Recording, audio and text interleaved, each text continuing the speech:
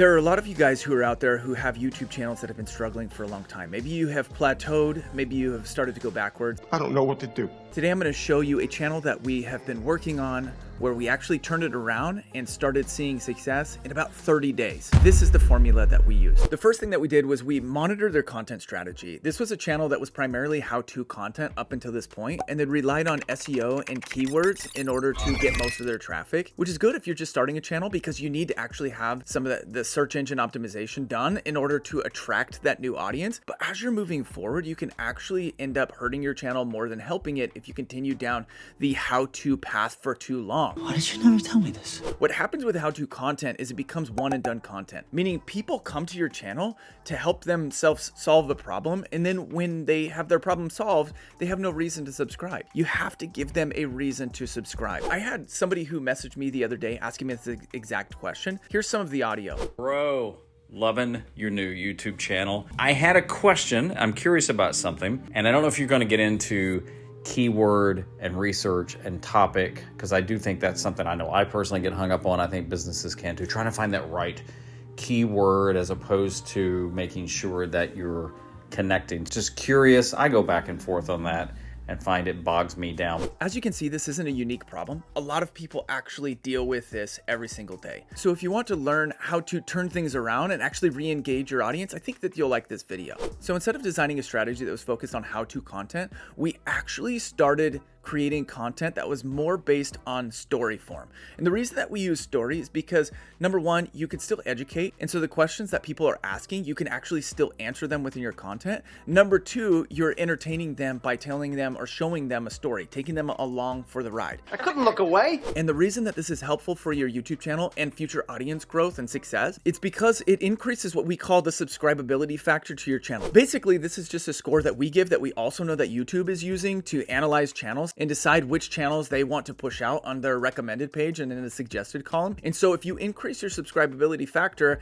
it enhances your opportunity of getting picked up in the algorithm. I need it. So one of the things that we look at in terms of subscribability is what's called AVPV. And if you haven't seen our AVPV video yet, you should go ahead and take a look at this one right here. Cody does a really good job of breaking down AVPV and how to use that to increase the viewer session time and increase the bingeability of your content. But what happens with storytelling is because there's an entertainment factor, you're giving people a reason to subscribe to your channel. And more importantly, you're giving them a reason to come back and watch more of your content. So if you start a channel with how-to content and then slowly start to shift over more towards storytelling, most of the time you'll start to see that YouTube actually shifts where your traffic is coming from. It comes less from the search engine and more from the recommended engine. Let me tell you why. So if you really break down each of the traffic sources on YouTube, you'll find that search generally comes from, well, what people are searching for. But when you look at recommended or suggested, these are more interest-based topics. And the more intrigue and curiosity you can create, the more likely it is that those videos are going to show up on each of those different traffic sources. We need to have some fun. The other reason that storytelling works really well on YouTube channels is because it creates an emotional connection with your audience. I am not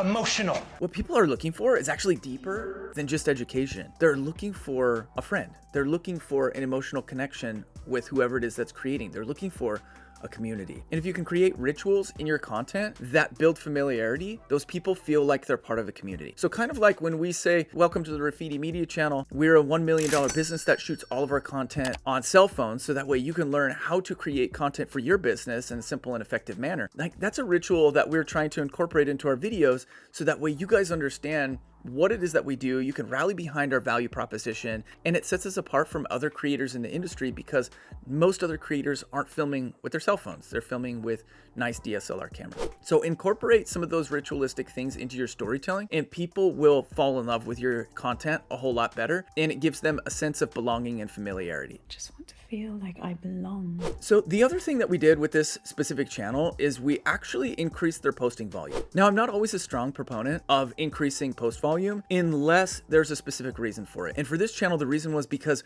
we wanted to have a backlog of content that our new audience could come and binge watch. And so for the span of about 6 months, we actually created 3 videos a week on this channel in order to build that backlog. And the reason that we do that is because the more content that you have out there, the easier it is for the algorithm to understand what type of content you're creating and what type of audience to put in front of your content. It's perfect. And so if you're posting one video a week, sometimes it can take a little bit longer for the algorithm to really start to spark that traffic. So 3 videos a week is the maximum that I would say. And the reason that I say that is because there have actually been YouTube employees that have come out and said, you need to give your videos breathing room, meaning you need to give your videos at least a day in between each upload. That way YouTube algorithm has an opportunity to pick it up before they try to understand or promote your next video. I never knew. The last thing that we did with this channel is we re-optimized their titles and thumbnails. You'd be surprised at how many people just need a pivot with their thumbnails and titling before they start to see some serious traffic. Most people aren't creating enough curiosity in their thumbnails and titles, meaning they might be doing the right face in the thumbnails. You know, the thumbnails that are like,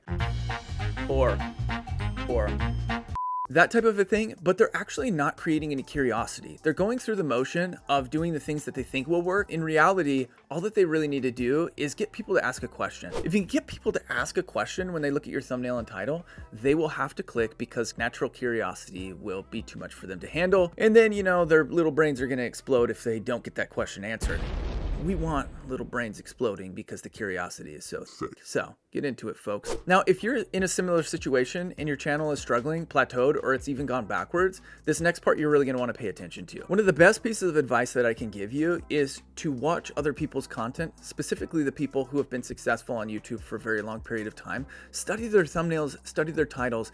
Ask yourself the question, when you look at their thumbnails and titles, why am I clicking on this content? And most of the time, the answer will come to you. All right, guys, if you like this video, check out this video, check out this video, hit that subscribe button, catch you on the next one.